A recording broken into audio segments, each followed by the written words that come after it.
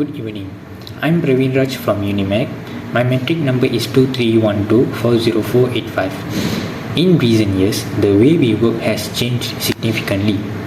Remote work, which was a necessity during the pandemic, has now become the preferred choice for many employees around the globe.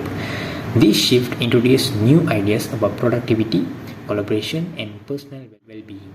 However, as company adjust to the post-pandemic world, some are choosing to revert to traditional in-office setup. This change has ignited discussion, debate, and even resistance from employees who have enjoyed the advantages of remote work.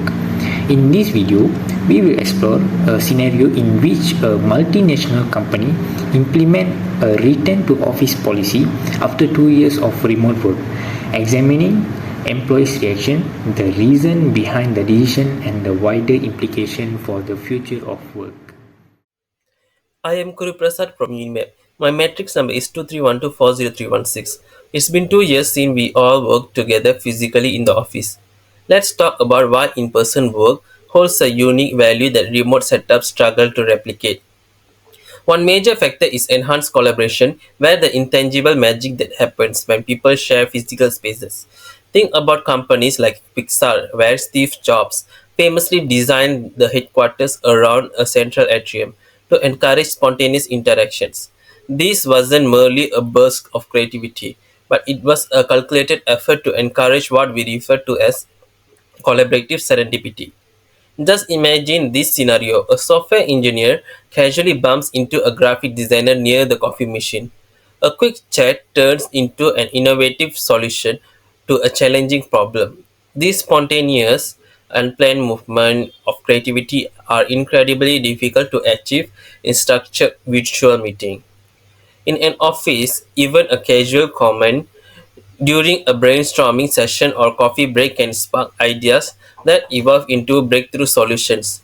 And let's not forget the power of nonverbal cues, immediate feedback, and the ability to sketch out ideas on a whiteboard. These elements create a collaborative ecosystem that digital spaces just can't fully replicate. Now let's discuss the task efficiency in various industries. Having immediate access to resources and direct support can greatly enhance productivity. For example, consider a designing team developing a complex product prototype. When they are in the office, they can easily share physical prototypes, consult with technical experts on the spot, and utilize special equipment or software. The structured support system in an office is quite beneficial. IT support, administrative help, and coordination between departments all function more smoothly in a shared physical space. Consider a junior employee seeking guidance. In the office, they can easily approach a senior colleague, ask a quick question, and receive valuable mentorship right away. These brief interactions, which happen so naturally in person, often fade away in a remote work environment. I am Yashashri from Unimap. My metric number is 23124380. I completely understand the appeal of working in an office. The energy of being surrounded by colleagues, the ease of face-to-face communication, and those moments of spontaneous collaboration. These aspects do have value. But for me, remote work has been transformative, offering a profound reimagining of productivity and how I work best. The most noticeable change for me has been focus. In the office, staying focused is a constant challenge. Open plan layouts designed to encourage collaboration often result in distraction, nearby conversation, quick interruption, or impromptu meeting to derail deep work. This disruption makes it hard to maintain the steady flow required for optimal productivity. At home, it's completely different story. I control my environment, tailoring it to suit my needs, whether it's my home office, a cozy corner, or even a peaceful cafe. I can create the perfect setting to focus deeply. This flexibility has been a game changer. For example, Sarah, a software developer I know, found her productivity skyrocketed when she began working remotely.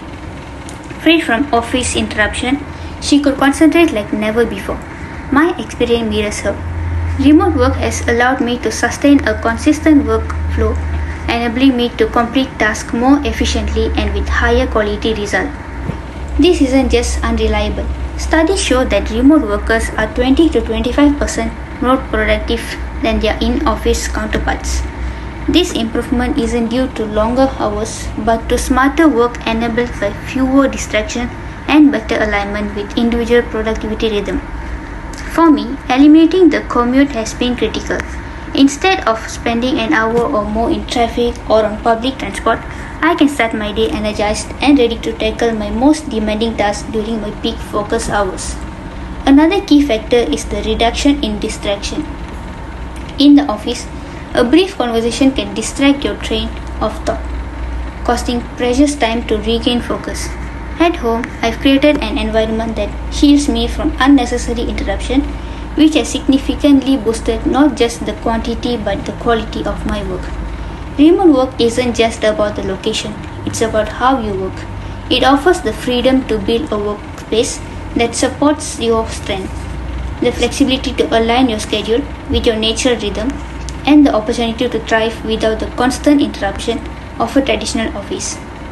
While I recognize remote work isn't ideal for everyone, some thrive on the energy and companionship of an office. It has redefined productivity for me. By removing barriers to focus, it showed me what's possible when given the tools and environment to excel. My workspace has become a sanctuary for creativity, efficiency, and achievement, and I wouldn't trade that for anything. So today I'm going to talk about work-life balance, the holistic approach to professional existence. I'm Ilangeswaran from UNIMEP. My metric number is 231240278. I completely understand the appeal of in-person office work, but for me, remote work has been life-changing, especially in balancing my career and personal responsibilities. In the past, my days felt like a race against time, long commutes, tight deadlines, and the constant struggle to fit in personal time. It was exhausting and mentally draining to feel like I was always choosing one part of my life over another. Remote work changed everything, eliminating the daily commute freed up hours to spend on meaningful activities, whether connecting with family, pursuing hobbies, or simply relaxing. This shift reduced stress and made my day more manageable. For example, Michael, a single father, no longer has to choose between being present for his child and excelling at work. Remote work always allows him and me to integrate personal and professional responsibilities seamlessly.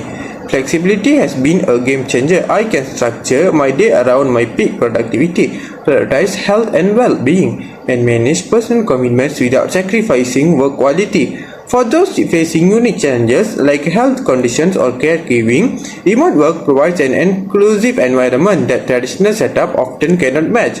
What truly stands out is how remote work enables a holistic approach to life. The concept of work-life balance isn't just theoretically, it's achievable. I am able to thrive in my career while nurturing relationships, staying healthy, and pursuing personal goals. It's no longer about choosing between work or life, it's about integrating both into a fulfilling, sustainable routine. This transformation has brought me a deeper sense of fulfillment, and I wouldn't trade it for anything. Thank you.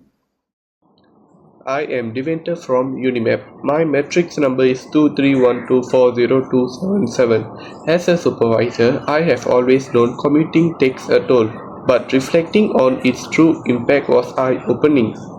Employees spend around 200 hours annually commuting, nearly 8 full days lost. Beyond wasted time, the financial burden is significant with costs like gas, public transit fees, vehicle maintenance, and parking adding up to 2,000 to 5,000 ringgit per year. This strain comes straight out of employees' pockets and adds stress before the workday even begins. Commuting also takes a psychological toll. Navigating traffic or delayed public transit causes stress and anxiety, leaving employees mentally drained before they start work. This impacts focus, creativity, and overall productivity. Remote work directly addresses these issues by eliminating the need for commuting, giving employees back valuable time and saving them significant costs. Without the grind of commuting, employees arrive refreshed and energized. ready to focus on work, the reduction is final, and mental stress leads to happier, more engaged, and more productive teams. Remote work isn't just about convenience, it's about enhancing employees' quality of life, enabling them to thrive both personally and professionally. I am Gajiran Anil, son of Solokumar from University of Malaysia Police. My metric number is 23124027. Conflict in modern organization is more than just disagreement. It has the potential to transform culture, reputation and future of the workplace. Strains between management and employees underscore the delicate balance of power, communication and adaptability. The conflict began with a simple yet significant act where employees submitted a collective petition against a new return to office policy.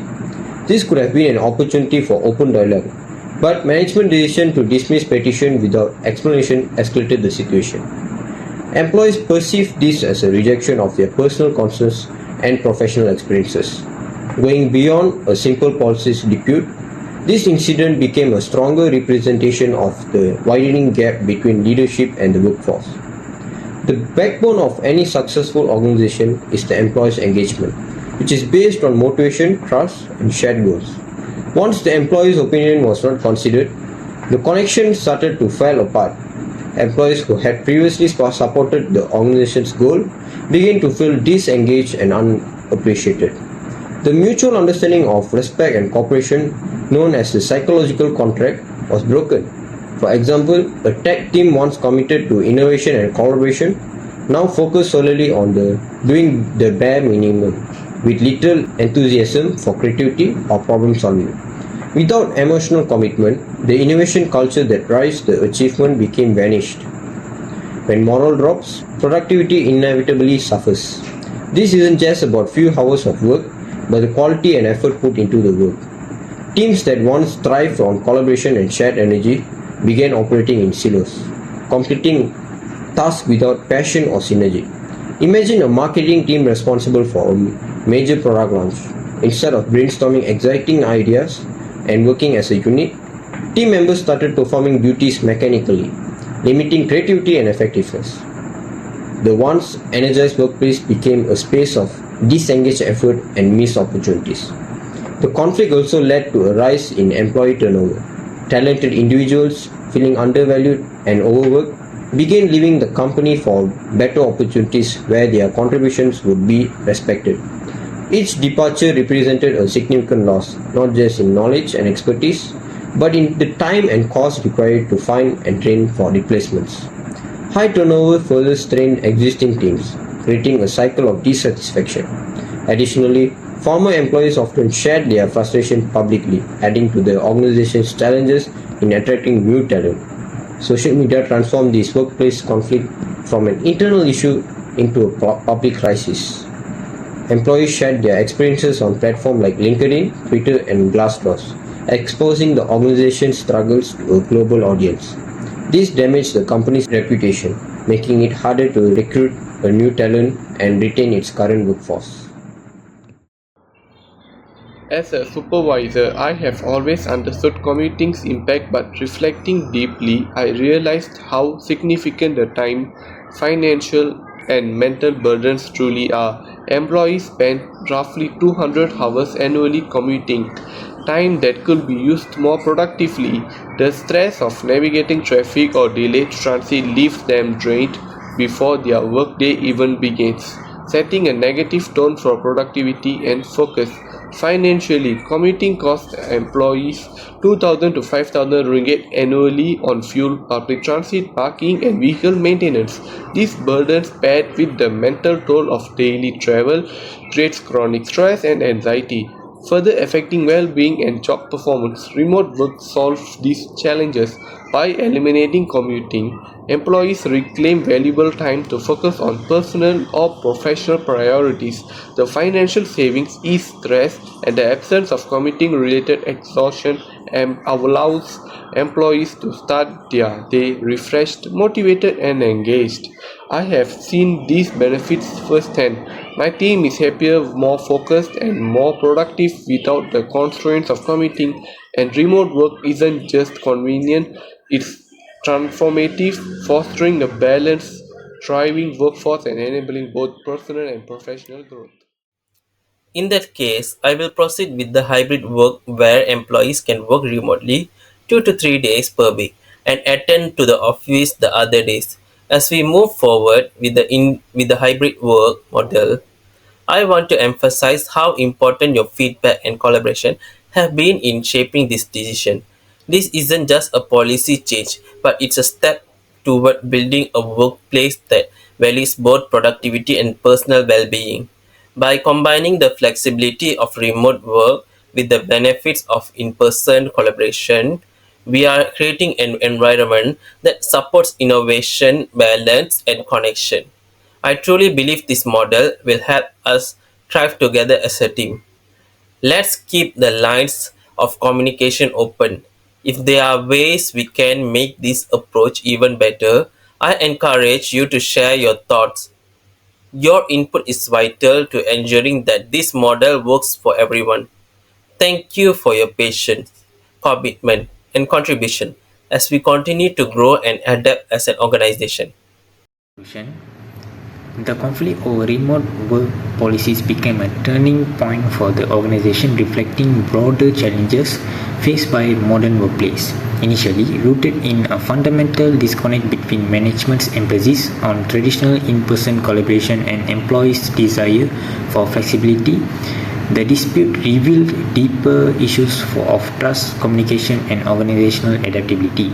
The dismissal of employees' concern not only strained relationship between management but also exposed the risk of rigid decision making in an era where employee well-being and engagement directly impact organizational success.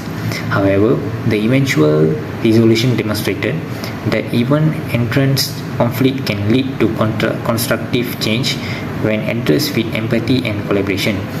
By implementing open dialogue mechanisms such as town hall meeting and adopting a hybrid work model, the organization acknowledged employees' need while preserving opportunities for in-person collaboration. The shift to clear outcome-focused policy further reflects a broader organizational transformation from control-driven strategies to a culture rooted in trust and flexibility. This experience served a valuable lesson for modern organizations navigating the complexities of a changing work environment. It highlighted that sustainable success requires more than achieving immediate goals. It demands build adaptive framework that prioritize open communication, mutual respect, and employee well-being. The conflict ultimately reinforced the empathy, flexibility, and a willingness to not just response to change, but they are the cornerstones of thriving in today's dynamic professional landscape.